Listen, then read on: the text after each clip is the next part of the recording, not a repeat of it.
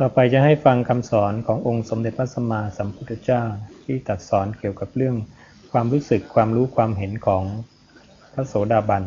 เดี๋ยวฟังคำสอนจากพระโอษฐ์ปฏิจจสมุปบาทจากพระโอษฐ์หน้า530เรื่องอริยสาวกย่อมรู้ความเกิดและความดับของโลกอย่างไม่มีที่สงสัยดูก่อนภิกษุทั้งหลายอริยสาวกผู้ได้สดับแล้วย่อมไม่มีความสงสัยอย่างนี้ว่าเพราะอะไรมีอะไรจึงมีหนอเพราะอะไรเกิดขึ้นอะไรจึงเกิดขึ้นเพราะอะไรมีนามรูปจึงมีเพราะอะไรมี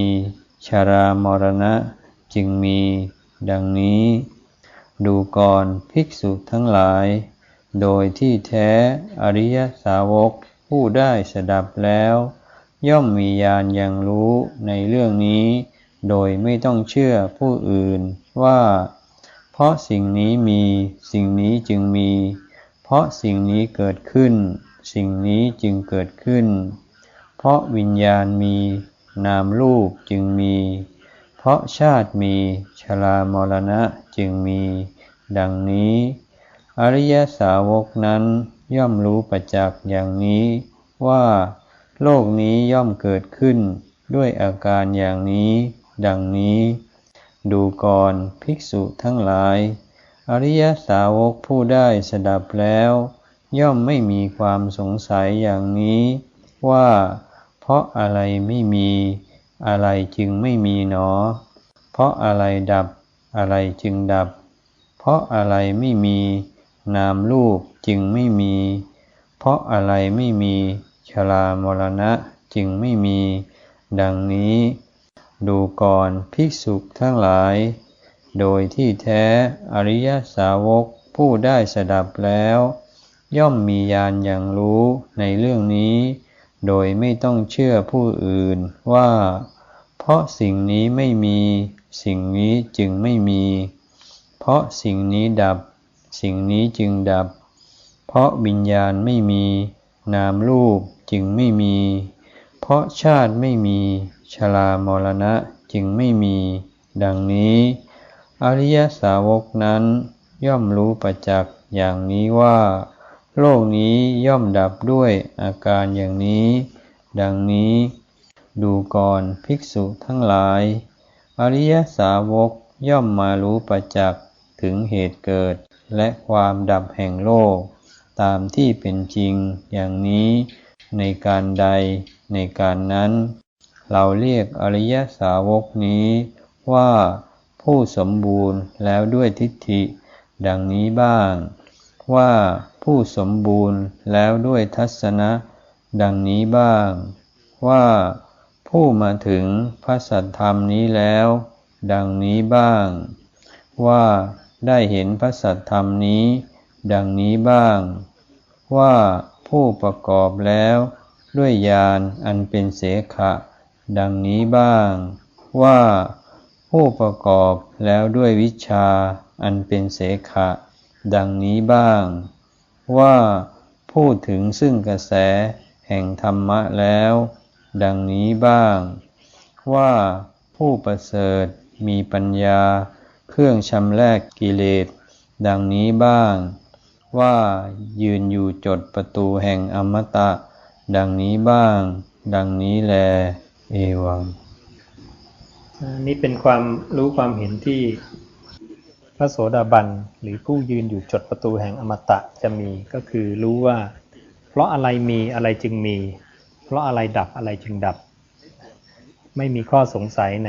ในเรื่องเหล่านี้นะท่านจึงยกตัวอย่างว่าพระโสดาบันไม่สงสัยว่า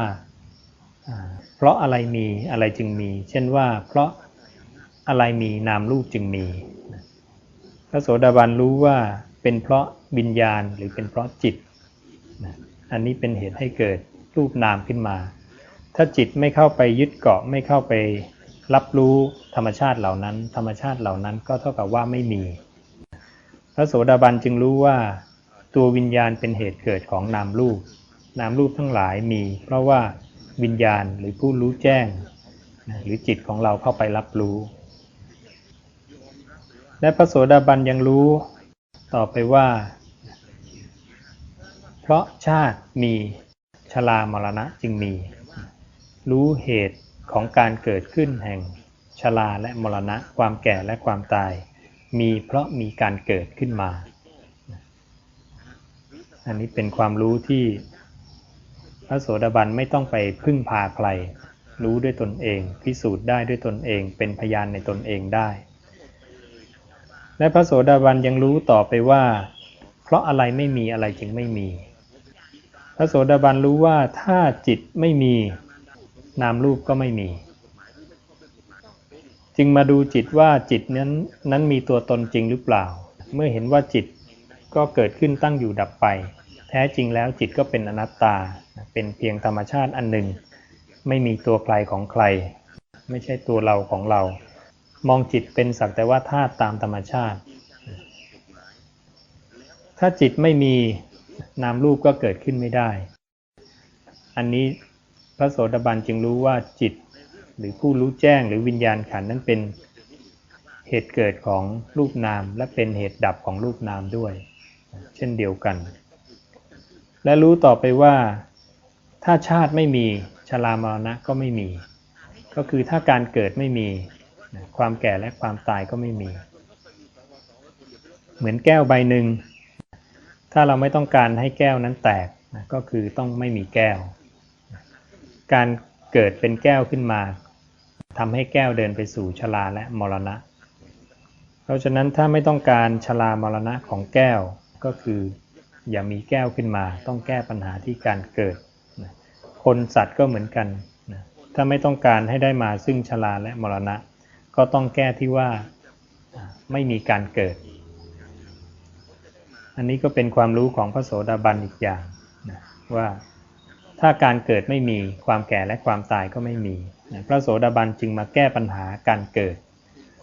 ทีนี้มามองที่ตัวเราโอปัญญิโกน้อมเข้ามาในตัวในกายในจิตของเราอะไรเป็นตัวเกิดอยู่ตลอดเวลาเรามองเข้าไปภายในใจเราก็จะเห็นวัฏฏะภายในจิตการเวียนเกิดภายในจิตก็คือตัววิญญาณหรือผู้รู้สึกของเรานี้ที่เดี๋ยวออกไปรับรู้เรื่องอดีตบ้างไปรับรู้เรื่องอนาคตบ้างไปรับรู้สุขหรือทุกข์บ้างจิตมีการเกิดอยู่ตลอดเวลาทำอย่างไรจะแก้ปัญหาการเกิดของจิตพระผู้มีพระภาคเจ้าจึงบอกว่าอย่าเพลินไปกับการรับรู้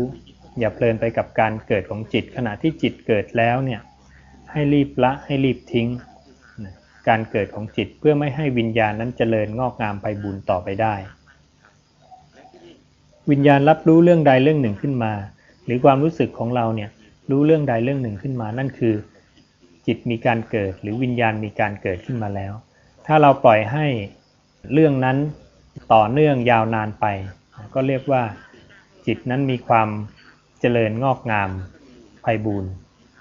และที่สุดแล้วก็จะเดินไปสู่ความแก่และความตายนี่เป็นวัฏฏะภายในจิตเกิดดับเกิดดับอยู่ตลอดเวลาแต่ถ้าเราสามารถละความเพลินขณะที่จิตไปรับรู้เรื่องใดเรื่องหนึ่งขึ้นมาอย่างรวดเร็วจนกระทั่งเร็วที่สุดที่พระผู้มีพระภาคเจ้าชมว่าเร็วเท่ากับกระพริบตาในที่สุดท่านบอกจิตก็จะไม่สามารถสร้างรูปนามขึ้นมาได้จนกระทั่งจิตหรือวิญญาณหลุดพ้นไปเพราะไม่สามารถสร้างรูปนามขึ้นมาได้ณที่ใดรูปนามไม่มีท่านก็บอกนั่นแหละคือที่สุดของทุกข์ก็สามารถที่จะดับทุกข์หรือปล่อยวางทุกข์ทั้งหลายลงไปได้ปล่อยวางสภาวะที่เกิดที่ดับที่เกิดที่ตายผู้นั้นก็จะสามารถถูกต้องสัมผัสกับวิมุตติหรือนิพพานได้อันนี้ก็เป็นคุณสมบัติหนึ่งที่พระโสดาบันหรือผู้ยืนอยู่จดประตูแห่งอมตะจะพึงรู้พึงทราบ